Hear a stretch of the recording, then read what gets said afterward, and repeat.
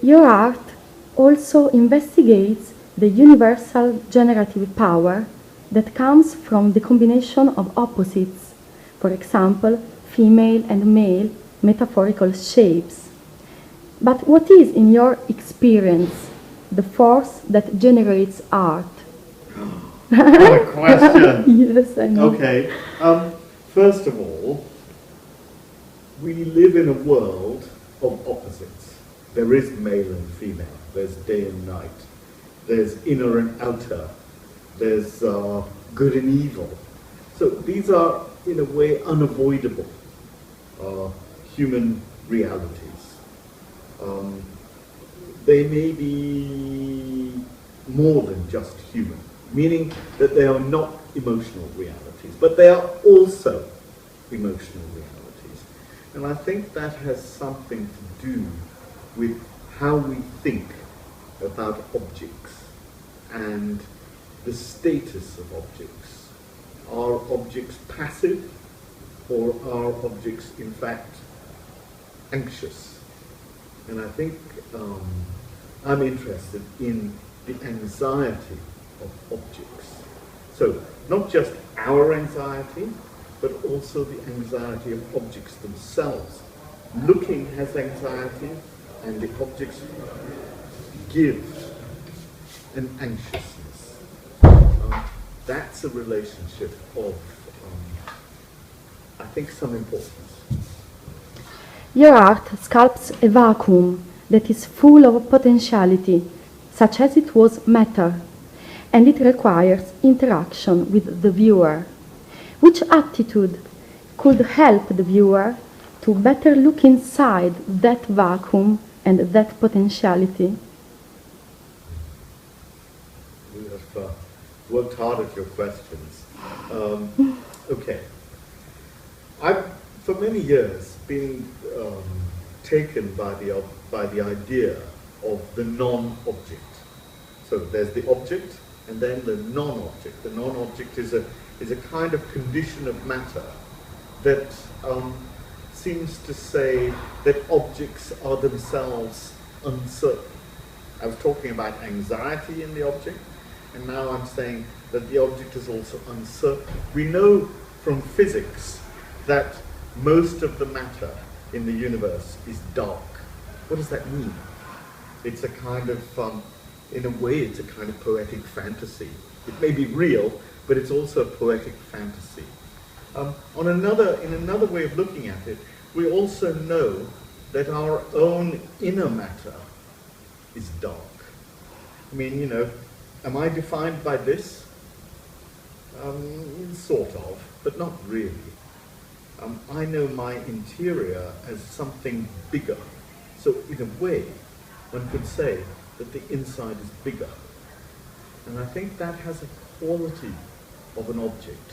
It has something to do with objects in between. And I think art, the difference between this and an art object is that it has uncertainty. This has no uncertainty. I know this is my glasses, I know what it is. But an art object lives in this in-between. A reflection on emptiness, on possibility, on pregnancy, the possibility of being something else. And that uncertainty, I think, it demands a kind of response from us. We make up the story.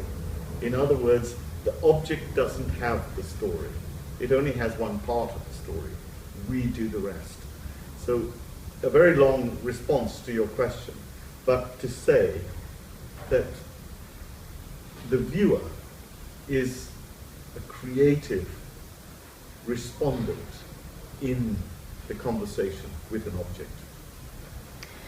Your art harmonically melts body and soul, physical and metaphysical, in a holistic lifestyle, in a world that is more and more indirect and virtual due to technology. As an artist, how do you live technology? Well, I have my phone, and I think technology like all these things, is a tool.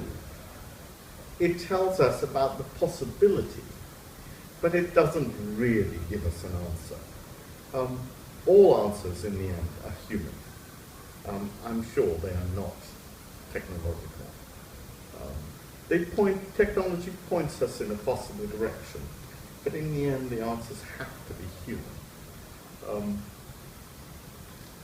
Part of looking, I'm particularly interested in, at the moment, in melancholia. Melancholia. You know, Freud described melancholia as that part of mourning, that part of something that's missing, that's gone, without us knowing what is missing. Fascinating idea. That something's missing, we don't know what it is. Technology perhaps points us to the idea that certain things are attainable, and yet, where are they? So there's always something missing. That sense of and art is good at that invitation, if you like. An object can invite a kind of participation that helps to understand, maybe, what is missing. It doesn't give an answer. I'm not really interested in the answer, but it's the possibility that is opened. Your art is motor and a projection set for archetypes, emotions, perceptions in the viewer. Which are the crucial archetypes, emotions, perceptions you are looking for? Do you know, I'm not looking for anything. I really feel that I talk too much as a man, but as an artist I have nothing to say.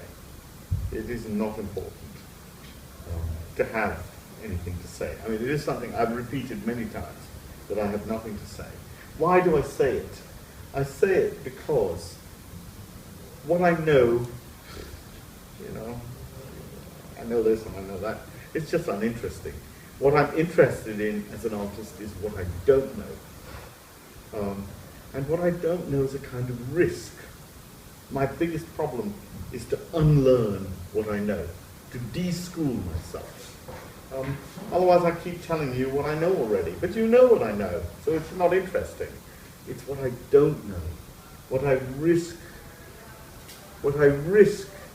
to try to discover, what I risk in not knowing, that allows a discovery, that allows an opening up of possibility. And I think that's the real job of an artist. The job of an artist is to uncover a different way of looking at something. To make new art, I have no doubt that you have to make new space. But what does that mean? What is new space? New emotional space? New actual space? Space beyond architecture? Space beyond the interior of ourselves? There are lots of different kinds of new space. And new art has to go there, in a way, to the unknown.